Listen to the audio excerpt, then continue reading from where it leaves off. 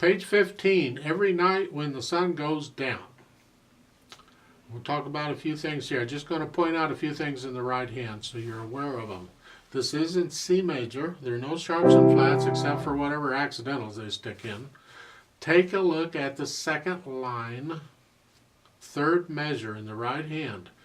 We have two G's, and to keep it simple, we'll just use third finger on both. And then a B flat.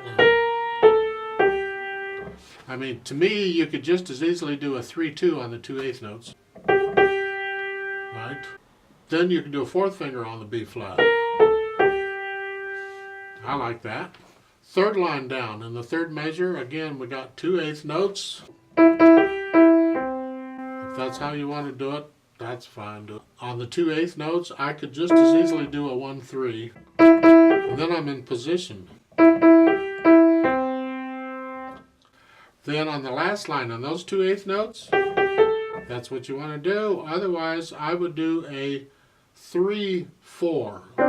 Here, the C's the first note. Then for the, I would come up and put the third finger on the first G, and then the second G is fourth finger. Like that. And that way I get two different fingers on these repeated notes. It's kind of fun, actually. I think it's fun. Take my word for it, it's fun, really. Left hand. They got some trickery stuff going on here in the left hand.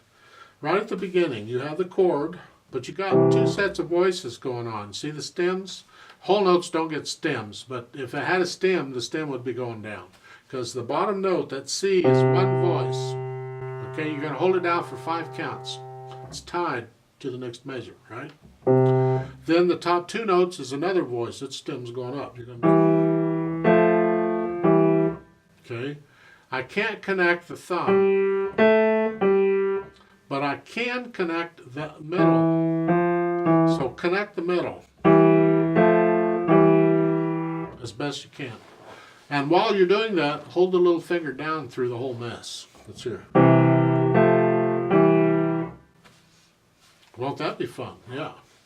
The last measure here, and then here, you just 5-3-1 is fine. Now for the first measure of the second line, you can use the 5-3-1 again.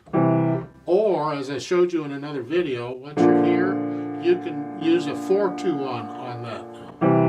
When you're coming up like that, that's quite common. So you can experiment with both of those. Eventually, you're going to have to get good at this 4-2-1. Just as well do it now, I guess, huh? The last measure of the second line, left hand, right here. And you're going down to here. Same thing as I just told you. For the first chord in the third line, you're going back up. But you can go ahead and finger that chord with a 4-2-1. That happens some more in here, all right? In the last line, in the second measure, you're here. Finger it if you want, but I recommend a 5-3-1 on the first chord, a 4-2-1 on the next one, and then back to a 5-3-1. There is a dim E retardando. I'm going to ignore the retardando. Actually, I'm going to ignore both of them. Just play the notes. You can get softer and slow down on your own. Melodies in the right hand. Dynamics go to the melody. You're starting out soft. Second line you go into medium loud. Third line it goes up to loud. And then in the last line it comes down to medium soft. You'll have to decide what those are. I don't want to decide for you. I hate making decisions like that.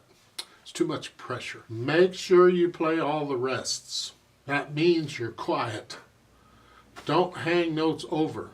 Like in the first line next to the last measure, all right? You're tied on the first beat, but then you got to come up with the left hand before you play the 8th notes in the right hand. So to do the first line, it's here. So those notes are by themselves.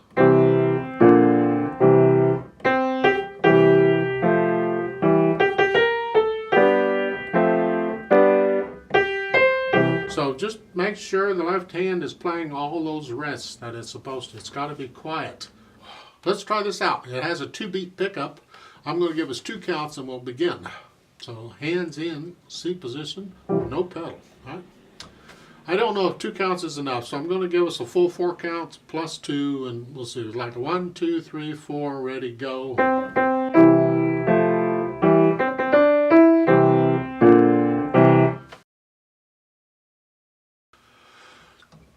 One, 2, 3, 4, ready, go.